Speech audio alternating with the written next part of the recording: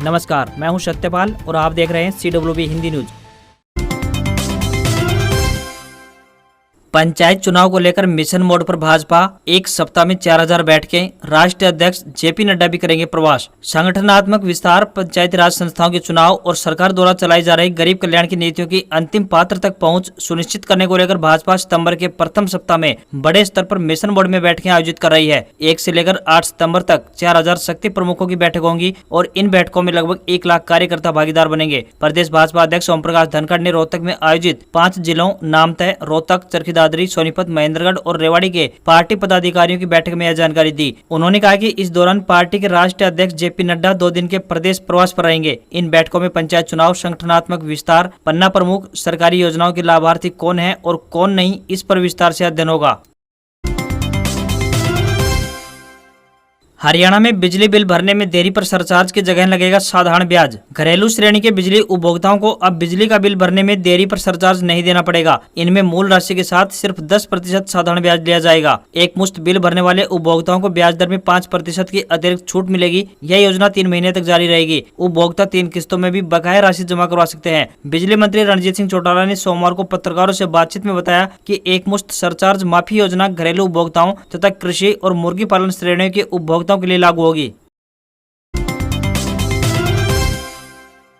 सावधान, हरियाणा में तेजी से पैर पसार रहा है कैंसर। 55,000 पंजीकृत मरीज। हरियाणा में कैंसर की चपेट में आ चुके लोगों में अभी भी जागरूकता की बेहद जरूरत है, क्योंकि अधिकांश मरीज तीसरी श्रेणी का कैंसर हो जाने के बाद ही उपचार की शुरुआत करते हैं। हालांकि अब अंबाला छावनी में उत्तरी भारत का रीजनल सेंटर खुल गया है, इसलिए मरीजों को दूसरे राज्यों में जाने की कोई जरूरत नहीं रह गई है। राज्य में चिंता की बात यह है कि हर साल 25,000 मरीज नए सामने आते हैं। राज्य के अंदर फिलहाल 55,000 कैंसर मरीज पंजीकृत हैं, लेकिन कैंसर के मामलों में जितना जल्दी हो सके उतना जल्दी जांच कराकर उपचार की शुरुआत करनी चाहिए। गुटखा, हुक्का, बाकी धूम्रपान की आदत होने के कारण कैंसर का खतरा ज्यादा बढ़ जाता है। प्रयास करें कि उनका शरीर ठीक रहे, इसके लिए योग व्यायाम अवश्य करें।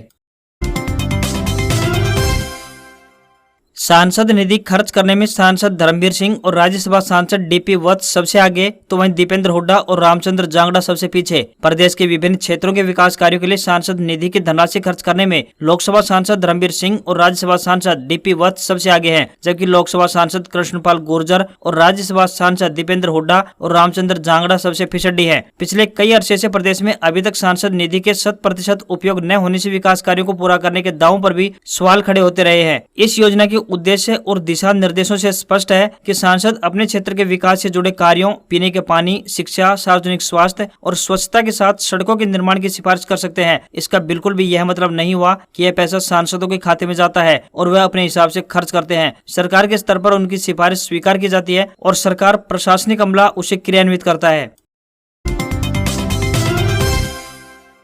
चंडीगढ़ में आई डाटा एंट्री ऑपरेटर के पदों पर भर्ती, फटाफट करें आवेदन। Society of promotion of IT Chandigarh यानी SPIC द्वारा डाटा एंट्री ऑपरेटर पदों पर भर्ती के लिए आवेदन मांगे गए हैं। इच्छुक उम्मीदवार आधिकारिक वेबसाइट के माध्यम से अपने आवेदन भेज सकते हैं। आपको बता दें कि भर्तियां रेगुलर बेस पर की जाएंगी। आवेदन करने की अंतिम तिथि 5 सितंबर 2022 तय की गई है। इन पदों के लिए आवश्यक है कि उम्मीदवार स्नातक पास होने चाहिए तथा उनके पास कम से कम 1 साल का बेसिक कंप्यूटर कोर्स का सर्टिफिकेट होना चाहिए। जनरल, OBC या EWS के लिए 500 रुपए फीस निर्धारित की गई है। वहीं SC व ST के लिए भी 500 रुपए तय की गई है। उम्मीदवारों को फीस का भुगतान ऑनलाइन माध्यम से करना होगा। न्यूनतम आयु 18 वर्ष और अधिकतम आयु 42 वर्ष से अधिक नहीं होनी चाहिए। कुल 4 पदों पर भर्तियां की जाएंगी।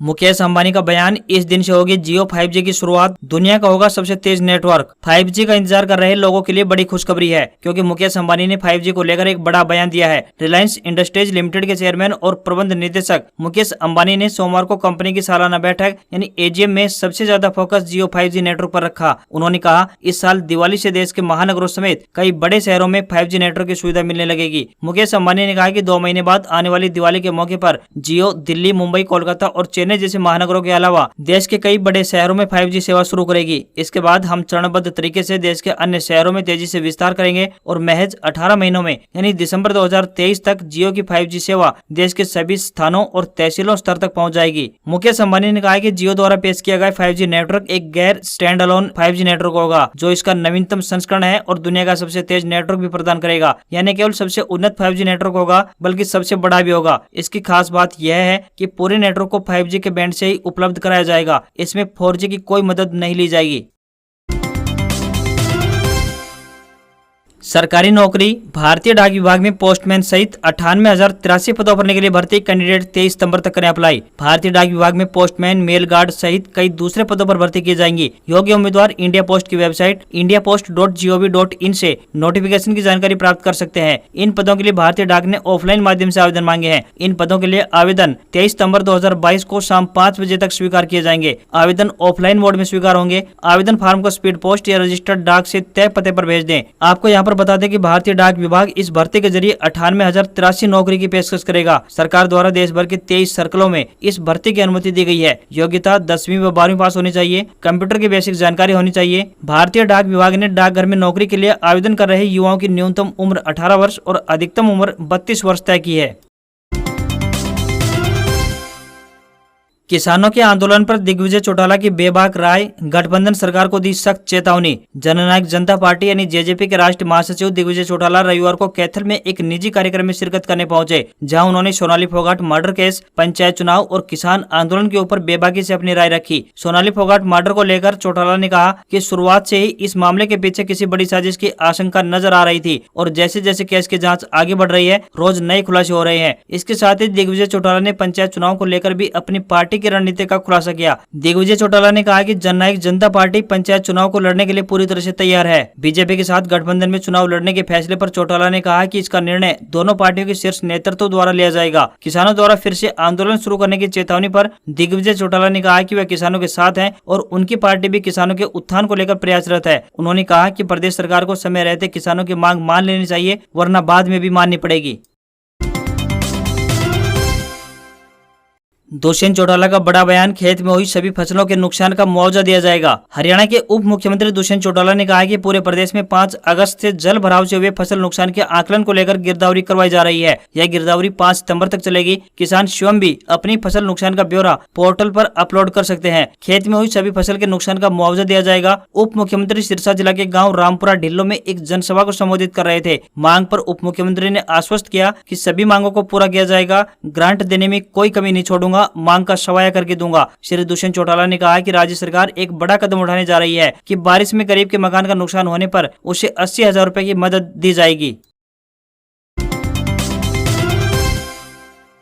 किसानों को नई किस्मों के बीज करवाए जाएं उपलब्ध, जेपी दलाल का बड़ा बयान। हरियाणा के कृषि एवं किसान कल्याण मंत्री जेपी दलाल ने कहा है कि किसानों को नई किस्मों की अच्छी गुणवत्ता वाले बीज उपलब्ध करवाए जाएं, जिससे फसलों की पैदावार अधिक होगी और अच्छा मुनाफा भी मिलेगा। उन्होंने कहा कि हरियाणा कृषि विश्वविद्यालय हिसार के साथ मिलकर अच्छी गुणवत्ता वाले बीज किसानों को उपलब्ध करवाए जाएं। कृषि मंत्री ने अधिकारियों को निर्देश देते हुए कहा कि आगामी रबी की फसलों के लिए खाद का पूरा स्टॉक रखा जाए। खाद को लेकर सितंबर, अक्टूबर और नवंबर महीनों के हिसाब से चार्ट बना लिया जाए, ताकि भविष्य में किसी भी दिक्कत का सामना न करना पड़े और किसानों को खाद लेने में कोई समस्या उत्पन्न न हो। दलाल ने अधिकारियों को निर्देश देते हुए कहा कि एक कमेटी बनाई जाए जो गुजरात व महाराष्ट्र राज्यों का दौरा कर कृषि व बागवानी क्षेत्र के नई किस्मों के बारे में जानकारी हासिल करे कि वहां पर नई स्कीम के माध्यम से किसानों को कैसे लाभ दिया जा रहा है, ताकि प्रदेश के किसानों के हित में नई योजना बनाकर लाभ दिया जाए।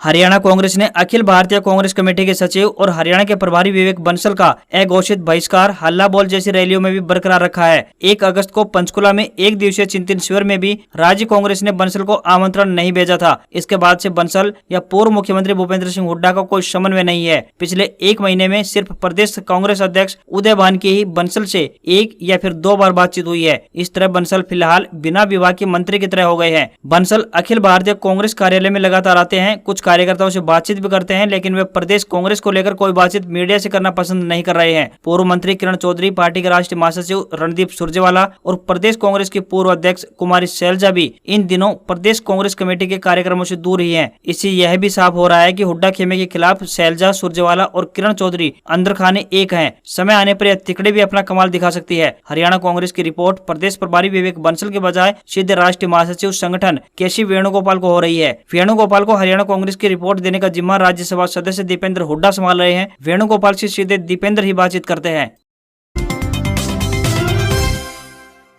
सोनाली हत्याकांड सीबीआई जांच की ओर हरियाणा ने गोवा को लिखी चिट्ठी, अब सावंत सरकार लेगी अंतिम फैसला। हरियाणा सरकार ने सोनाली फोगाट की मौत की सीबीआई जांच कराने के लिए अपनी रिकमेंडेशन भेज दी है। हरियाणा के गृह विभाग की ओर से गोवा के गृह सचिव को इस बारे में लेटर भेजा गया है। हरियाणा सरकार ने लेटर में लिखा है कि सोनाली फोगाट बीजेपी की लीडर थी और साल 2019 में पार्टी टिकट पर चुनाव लड़ चुकी थी, इसलिए राज्य सरकार की ओर से इस मामले की सीबीआई जांच कराने की सिफारिश की जाती है। सोमवार को चंडीगढ़ में हरियाणा के गृह मंत्री अनिल विज ने कहा, हमने गोवा के मुख्यमंत्री को सीबीआई जांच के लिए पत्र लिखा है ताकि इस मामले के सभी तथ्य सामने आ सके। जो भी व्यक्ति इसमें शामिल होगा उसके खिलाफ देश के कानून के मुताबिक सख्त से सख्त कार्रवाई की जाएगी। अनिल विज ने कहा कि गोवा पुलिस की टीम जब भी हरियाणा आएगी तो यहाँ की पुलिस जांच में उसका पूरा सहयोग करेगी। चूंकि सोनाली की मौत गोवा में हुई थी, इसलिए इस केस को सीबीआई को सौंपने न सौंपने का अंतिम फैसला गोवा सरकार ही ले सकती है। हालांकि उम्मीद है कि हरियाणा सरकार की सिफारिश के बाद गोवा की बीजेपी सरकार यह केस बहुत जल्द सीबीआई को सौंप सकती है। आपको यहाँ पर बताते चलें कि 23 अगस्त को गोवा के कर्लिज रेस्टोरेंट में हुए हत्याकांड में अब तक पुलिस ने 5 लोगों को गिरफ्तार किया है।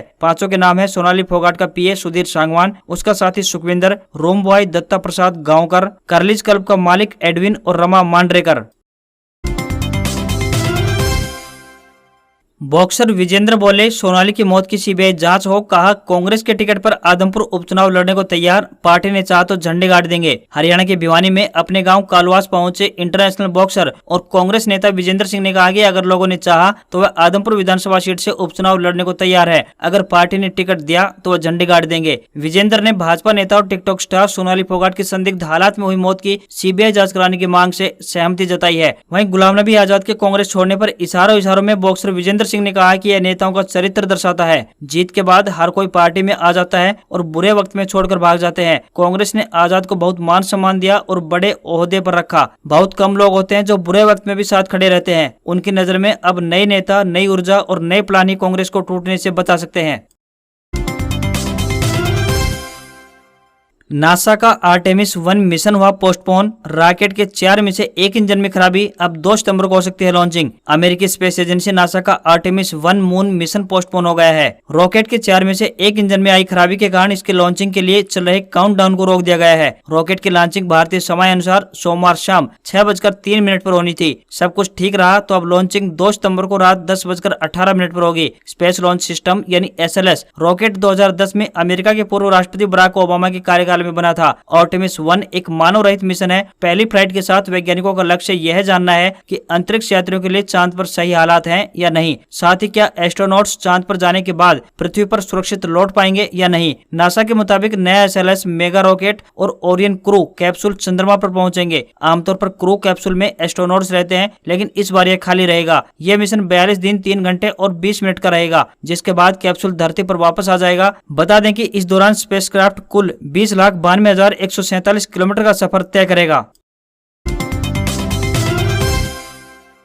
शेयर बाजार में बड़ी गिरावट, 861 अंक गिरकर 57,972 अंक पर बंद हुआ। सोने चांदी भी फिसले, डॉलर के मुकाबले कमजोर हुआ रुपया। ग्लोबल मार्केट से मिले नेगेटिव संकेतों से हफ्ते के पहले कारोबारी दिन भारतीय शेयर बाजार भारी गिरावट के साथ बंद हुए हैं। सेंसेक्स 861 अंक गिरकर 57,972 अंक पर बंद हुआ है। वहीं निफ्टी की बात करें तो 246 अंक टूटकर 17,312 के स्तर पर क्लोज हुआ। सेंसेक्स के 30 में से 22 शेयरों में गिरावट रही। वहीं दूसरी ओर सोने चांदी में भी बड़ी गिरावट देखने को मिली है। 24 कैरेट सोना 51,265 रुपए प्रति 10 ग्राम पर बंद हुआ है। वहीं चांदी की बात करें तो ये 54,316 रुपए प्रति किलोग्राम पर पहुंच गई है। रुपया डॉलर के मुकाबले 10 पैसे कमजोर होकर 79 रुपए 94 पैसे के स्तर पर पहुंच गया है। आज खबरों में बस इतना ही। देखते रहिए CWB हिंदी न्यूज। नमस्कार।